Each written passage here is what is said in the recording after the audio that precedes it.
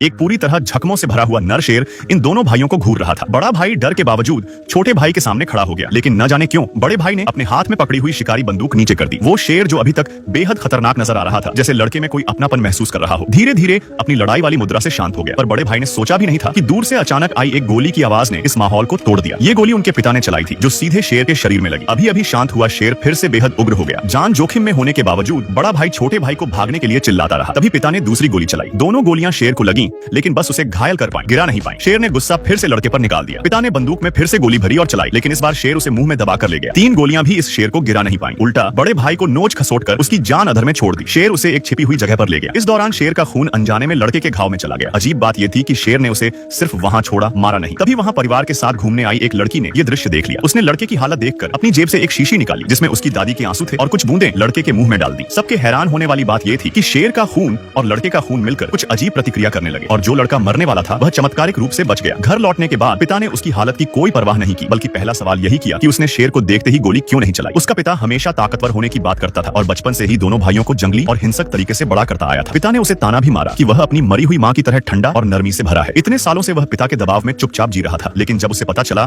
कि पिता ने उसी शेर को मार दिया जिसने उसकी जान बचाई थी और उसका सिर दीवार पर टांग दिया था, तो उसके भीतर का गुस्सा फट पड़ा। वह पिता पर चिल्लाया और तुरंत घर छोड़कर चला गया। वह अमेरिका छोड़कर रूस के उत्तरी हिस्से में वुल्फ क्लैन के पास पहुंचा, जो उसकी मां का पुराना इलाका था। लेकिन यहाँ घास के मैदान पर पहुंचते ही उसने दूर से एक झुंड जंगली भैंसों को अपनी ओर तेजी से आते देखा। एक आदमी तो क्या, जंगल का राजा भी उनसे सीधा नहीं भिड़ सकता था। पल भर में भैंसें उसके पास आ पहुंची। भागने का समय नहीं था, लेकिन जैसे ही वे टकराने वाली थीं, पूरा झुंड अचानक उसे घेर कर किनारे निकल गया। उसने ऊपर देखा तो पाया कि एक बूढ़ी भैंस उसके सामने खड़ी थी, जिसने बाकी झुंड को इशारे से उसे बचाने के लिए मोड़ दिया था। सारे भैंस चले गए तो बूढ़ी भैंस ने सिर्फ इतना कहा, धन्यवाद की जरूरत नहीं, और मुड़कर चली गई। लड़का हैरान रह गया। उसे सिर्फ शेर ने काटा था, लेकिन अब उसके पास जंगल के राजा की ताकत थी और वह जानवरों की भाषा भी समझ सकता था। सिर्फ इतना ही नहीं, उसकी ताकत और सहन शक्ति कई गुना बढ़ गई थी। वह बस भाला तेज करता और भालू की ताकत से उसे 1000 मीटर दूर फेंक सकता था। एक हिरण का बच्चा डरकर भागा तो उसने चीते जैसी रफ्तार से उसे पल भर में पकड़ लिया। यहाँ तक कि अगर सामने गहरी खाई होती तो वह कंगारू की छलांग से पार कर सकता था। खाई पार करने के बाद वह अपनी ताकत देखकर बेहद खुश था, लेकिन तभी दूर से गोलियों की आवाज आई। वह तुरंत बंदर जैसी फुर्ती से पेड़ पर चढ़ा और अपनी नजरें चील जैसी कर ली। उसने देखा कि कुछ शिकारी जंगल में निर्दयता से शिकार कर रहे थे। वह गुस्से से भरकर वहां पहुंचा और पाया कि सैकड़ों जंगली भैंसें मारी जा चुकी थी और शिकारी सिर्फ उनके सींग लेकर चले गए थे। बाकी लाशें ऐसे ही पड़ी थी। उसका गुस्सा और बढ़ गया। तभी वे शिकारी उसके सामने आ गए और बंदूक तानकर बोले कि यहाँ से निकल जाओ, उनके कमाई में दखल मत दो। ये सुनकर वह और भड़क गया। उसने चुपचाप जमीन से एक चाकू उठाया और सीधे शिकारी पर फेंका, फिर हाथों हाथ 2 को खत्म कर दिया। उस दिन के बाद से क्रेवन ने ठान लिया कि वह जंगल के जानवरों की रक्षा करेगा। वह भी शिकारी बन गया, लेकिन इंसानों का शिकारी। 10 सालों में उसने अनगिनत जानवरों के कातिल इंसानों को मार गिराया। आखिरकार इंसान मारने के जुर्म में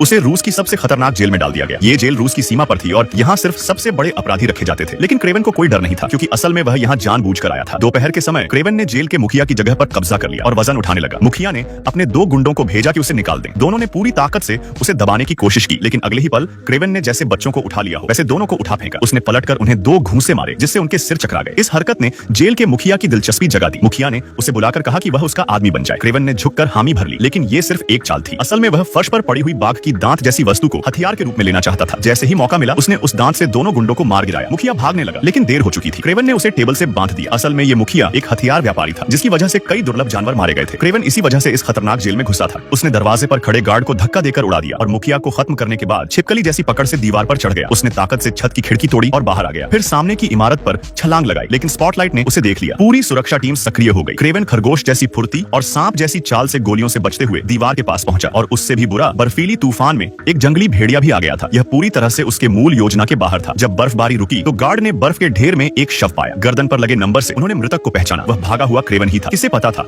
कि इतना ताकतवर वन्य राजा इतनी आसानी से बर्फ में मर जाएगा। लेकिन जल्द ही क्रेवन शहर में वापस आ गया। असल में यह सब उसका छल था। तूफान में उसने केवल एक बार बाघ जैसी आंखों से भेड़िए को इतना डरा दिया कि वह एक वफादार कुत्ते की तरह बन गया। अपने तेज सूंघने की क्षमता से वह अपने साथियों का विमान ढूंढ निकाला और युद्ध के दौरान घायल नेता को मार डाला। काम पूरा कर क्रेवन घास के मैदान पर वापस आया तो उसने देखा कि कुछ शिकारी भेड़ियों का शिकार कर रहे हैं। वह उनके रास्ते में लंबा वक्त इंतजार करता रहा। छोटे कलीमी शिकारी सोचे कि वे आसानी से डराएंगे, लेकिन उन्होंने अपनी ताकत को ज्यादा आंका था। क्रेवन एक क्रोधित जानवर की तरह मिनटों में पूरी गाड़ी के दुश्मनों को खत्म कर दिया। पिकअप के नेता घबराए और भाग निकले। क्रेवन हार मानने वाला नहीं था। उसने उनकी गाड़ी का नंबर नोट कर लिया। भागा हुआ नेता जब बेस वापस गया तो एक तीर उसके ऊपर चला। क्रेवन ने उसे अपनी सूची से हटा दिया और जाते जाते दरवाजा बंद करना नहीं भूला। अपने सूंघने की ताकत से क्रेवन एक महिला के सामने आ गया और अपनी पुरानी खास कार्ड दिखाई। काली को तभी एहसास हुआ कि यही वो छोटा लड़का है जिसे बचपन में शेर ले गया था। क्रेवन जब बच्चा था तब काली और उसके माता पिता पास ही घूम रहे थे। क्रेवन के हाथ में जो कार्ड था वह उसकी दादी ने भविष्यवाणी करके दी थी। कहते हैं कि वह कार्ड मुसीबत में मदद करता है। उसके साथ एक रहस्यमय दवा भी दी गई थी जो पीढ़ियों से परिवार में चली आ रही थी। शेर ने क्रेवन को नुकसान नहीं पहुंचाया, बल्कि काली को देखकर उसकी आंखों में मदद की उम्मीद झलकने लगी। काली ने दवा दी और उसे कार्ड छोड़ गया ताकि क्रेवन को शुभकामनाएं मिले। डॉक्टरों ने पूरी कोशिश की, लेकिन क्रेवन की चोटें बहुत गंभीर थीं और उसे मृत घोषित कर दिया गया। लेकिन जब उपकरण हटाने लगे तो क्रेवन चमत्कारिक रूप से जाग गया। अपने मन के सवालों का जवाब खोजने के लिए उसने 16 साल तक खोजबीन की और अंततः अपने रक्षक काली का पता लगा लिया। अब काली लंदन की मशहूर वकील है, लेकिन उसका शिक्षक हत्या का शिकार हो गया। क्रेवन ने कहा कि